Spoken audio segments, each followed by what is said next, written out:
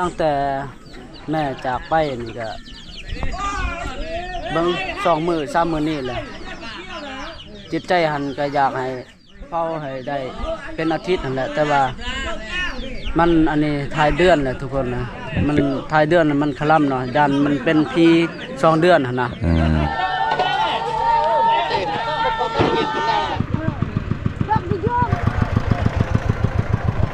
ใช่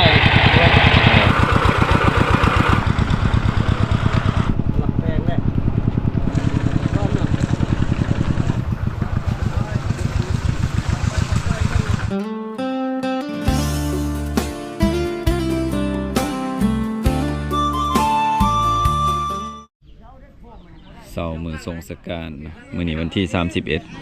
31ถ่ายเดือนสุดท้ายมือสุดท้ายของเดือนมื้อนี้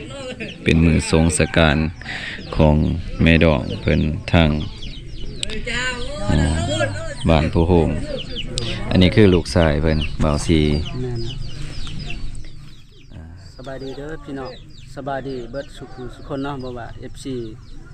ลุงบัวเงินเนาะที่เข้ามารับชมก็อย่าลืม ฝากเป็นกำลังใจให้บ่าวซีเด้อพี่น้องเนาะมื้อนี้เป็นมื้อทรงสการเนาะเพราะว่าตั้งแต่แม่จากไปนี่ก็เบิ่ง2 มื้อ 3 มื้อนี่แหละจิตใจหันก็อยากให้เฝ้าให้ได้เป็นอาทิตย์นั่นแหละแต่ว่ามันอันนี้ท้ายเดือนแหละทุกคนนะมันท้ายเดือนมันคล่ำเนาะยันมันเป็นพี2 เดือนหั่นนะแม่นพี2 เดือนนี่มันยากเนาะคนที่จากไปแล้วหันสบายแต่ว่าเฮาผู้อยู่มันยากนะเอาตามฮิตคองหรือว่าตามครูบาอาจารย์น่ะเพิ่นว่าพี2 เดือนนี่ก็บ่ได้มันคล่ำพี่น้อยมันยากต่อคนอยู่แต่มื้อนี้เป็นมื้อสุดท้ายที่สิไปทรงสการไว้เลยเนาะพาเพิ่นเข้าป่ามื้อนี้แหละประมาณ8 9 โมงนี่แหละก็คิดว่าสิมาบ่ทันแหละอันนี้คือเพิ่นแต่งพระเขาอันนี้คือว่ากินข้าวก่อนบ่จังไปนี่คือว่าแต่งพระเขากินข้าวกินน้ำก่อนจังออกไปเลยบ่ได้กลับมาคืนบ่ได้กลับมาบ่แม่นกลับมาคืนบรรยากาศมื้อนี้กับอ้ายน้องก็มาหลายกินงัวเนาะทุกงานที่มีงานดีมันต้องกินสัตว์ใหญ่จัดงานใหญ่จังซี่ตลอดเนาะปกติแบบว่ามีคนเสียนี่จักมือครบงานจักมือจัง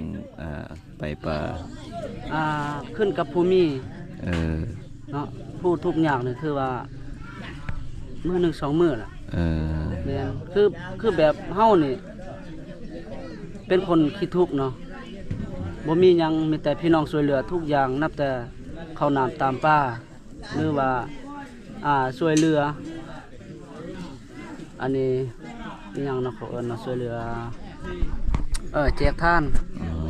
เขามาให้เพิ่นละ10-20,000นี่แหละกินทานแม่นสำหรับเจ้าของเองนี่ก็บ่มีหยังตั้งแต่แม่เป็นก็ดินสมบัติที่แม่มีเฮาขายเบิดแหละขายให้เพิ่นนับแต่สัตว์สาวสิ่งเพิ่นเลี้ยงแต่เป็ดแต่ไก่หมูหมาก็ขายให้เพิ่นเบิดแหละโดยส่งให้เพิ่นเฮ็ดจังได๋เนี่ยเฮาเอาเพิ่นบ่ได้แหละสุดความสามารถของเฮาแหละแม่นสุดความสามารถเลย นับแต่ไปโรงหมอไปเบิ่งนำครูบาอาจารย์เขาเห็นว่ามีหีดทองหรือว่าอันนั้นนี่แหละเฮาแต่งตามนั้นนะสุดความสามารถแหละแต่ว่าแม่ก็บ่อยู่นำเฮาแหละก็บ่เป็นหยังให้เพิ่นไปได้ดีก็พอโดยในเมื่อเพิ่นบ่อยากอยู่นำเฮาแหละโอเคพี่น้องก่อนเฮาสิเข้าป่ามื้อนี้ก็ต้องพี่น้องชาวบ้านที่มาสงสการก็ต้องได้กินข้าวกินน้ำก่อน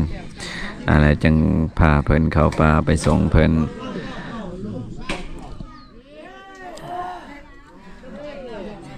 คิดว่าแบบว่าเฮา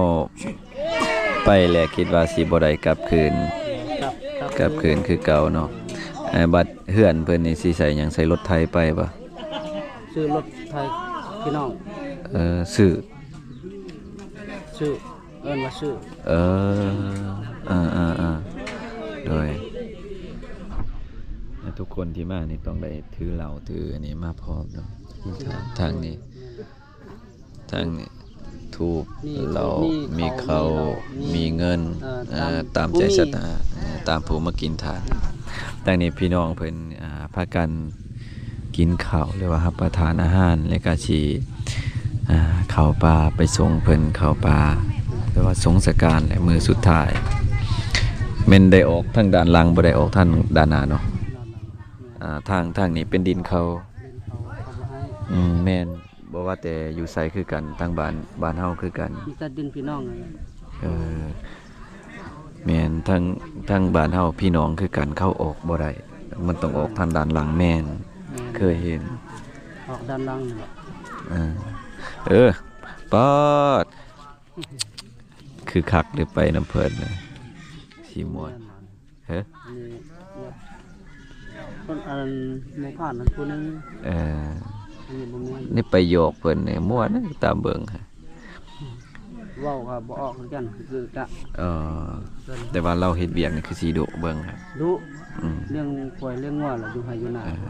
บ่ทันได้มีง่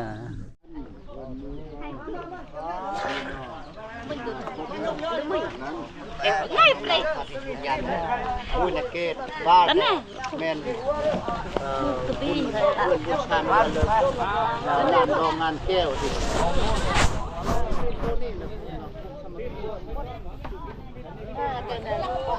ก็เนี่ยบ้านพวกขั้วเนี่ยบาร่าเนี่ยพวกมันโตมาตั้งแต่อยู่โน่ไหนโน่เลยไอ้ชาวบ้านโน่เลยใส่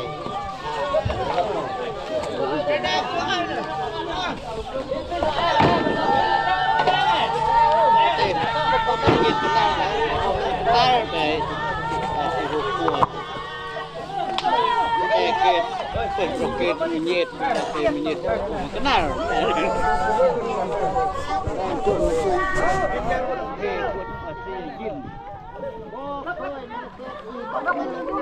Đây ini dok.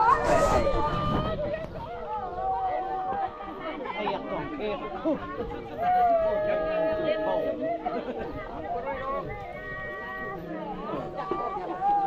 tăng là trono vẫn mát để tôi in được rằng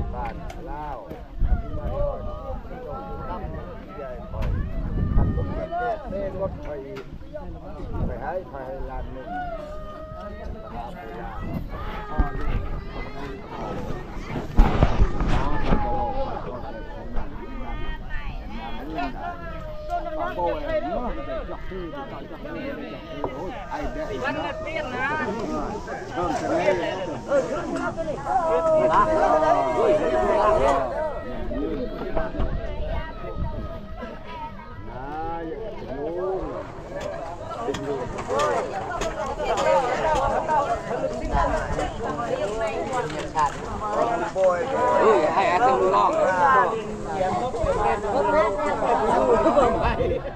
subscribe cho kênh Ghiền Mì Gõ để không bỏ lỡ những video hấp dẫn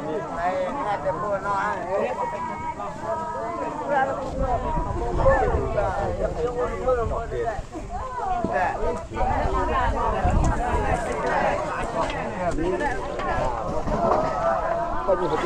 ันนี้เครื่องใส่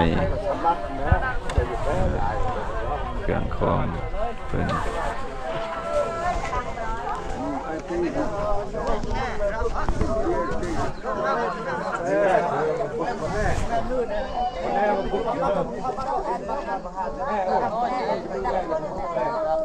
เนี่ยหมก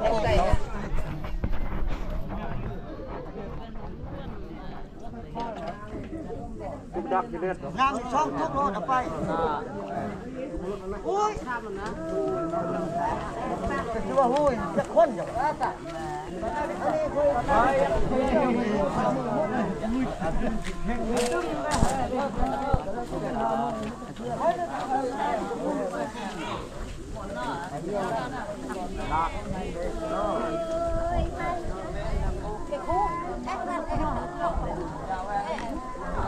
วันไหนแน่วันตัวแน่แหละนี่ จะให้บุญวันแม่มันจะมียังทอดเตี้ยตีนโต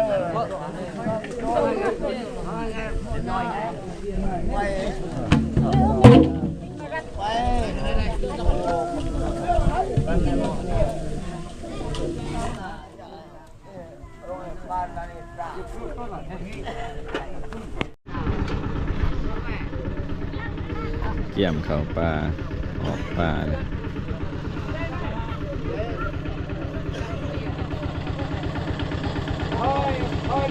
เลิกรักจะเลิกแล้ว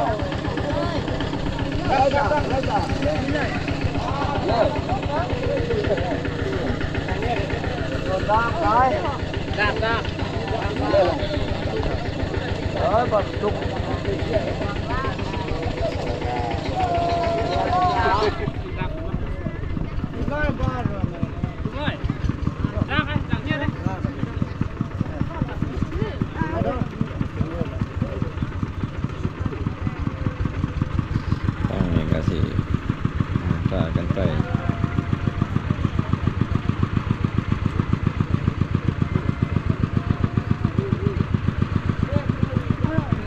รักดิโยมรักดิโยม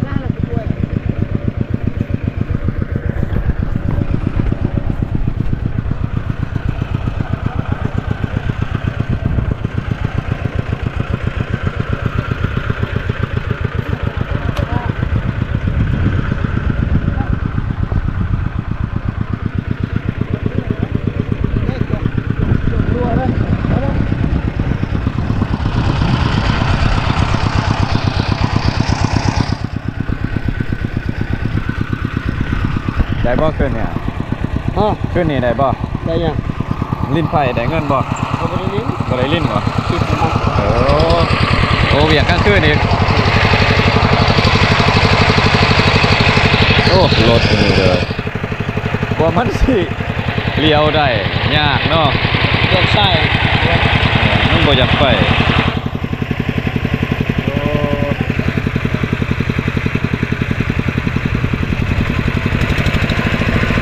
พ่อ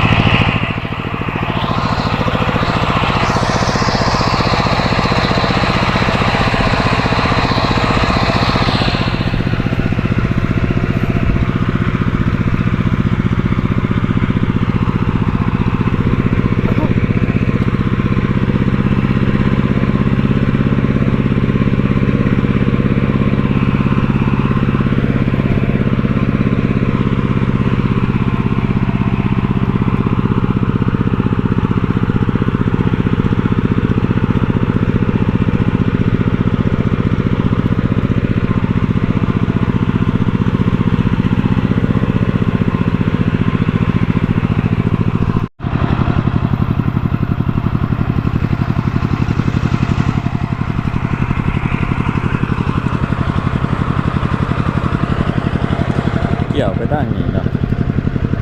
ไปทางซอย ไปทางเขา มันยากเนาะก็คือกันกับทางบ้านเฮาคือกันผ่านเนี่ยที่ เอาเลยบ่เป็นซักเนาะ ผู้มันใจยาก แม่นแล้ว ก็คิดว่าที่เฮาคิดเนี่ย โดย ยากไปเรื่อย โดย ๆเป็นง่ายไป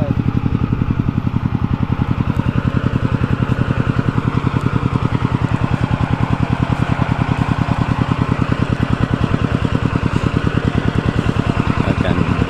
เตือนขบวน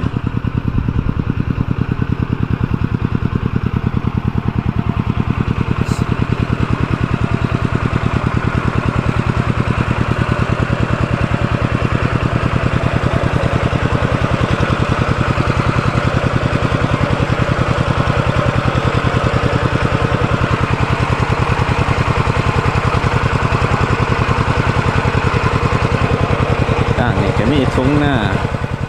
หลังบ้านมีทุ่งหน้าผู้บางคนก็อยู่มอกับไห้กับหน้าเลยหน้าผู้บางคนก็อยู่ไกล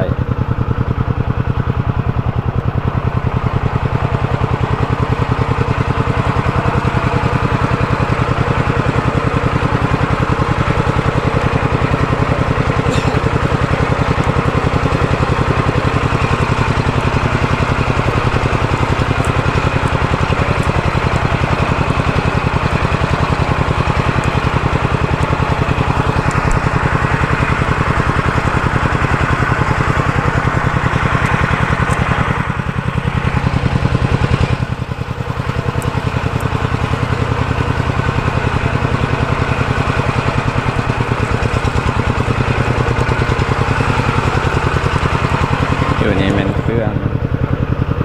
ของเครื่องใส่แล้วก็มีสังกะสีมีไม้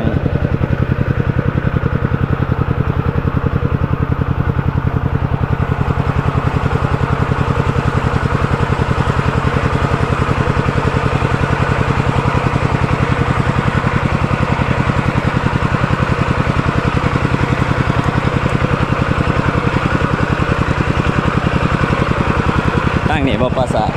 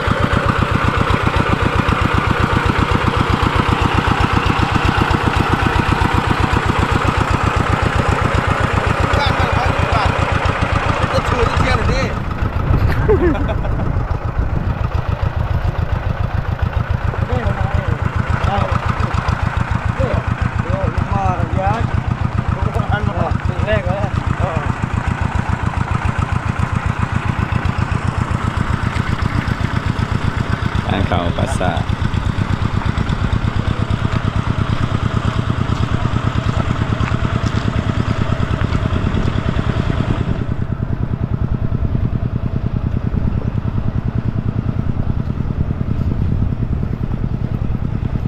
ใกล้เติบปราสาทจะ นี่เนาะผู้ว่าทางนี่แหละครับนี่ โอ้อันนี้มันศาลาบ่ศาลาของการบ้านโอ้ หลักแพงแน่ อะโตก็ตีเมื่อวานนี่ตีอยู่นี่บ่ตีคลองไง ให้เรียกมาแปลงหมดตัดใหม่ โดย แปลงใหม่ มา ทำแน่เลย ของการบ้านเพิ่น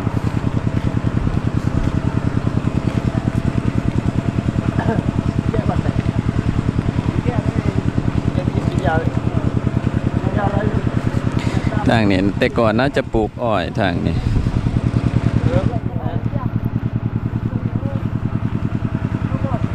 Kalau tàu ơn tao mang đi hốc bò ven miệng nó bên bờ con tàu này đi nó đi bài ra sụp đấy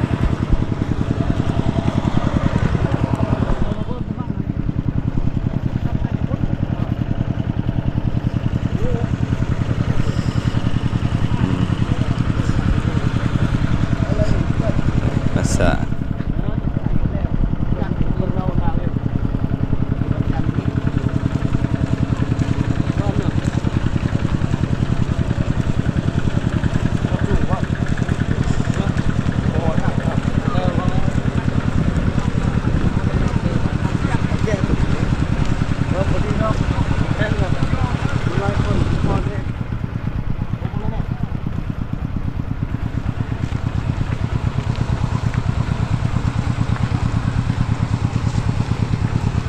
ไปซื้อๆเบาๆก็ได้ปากเสียงโอ้นี่เขาไปไหนเนี่ยบ่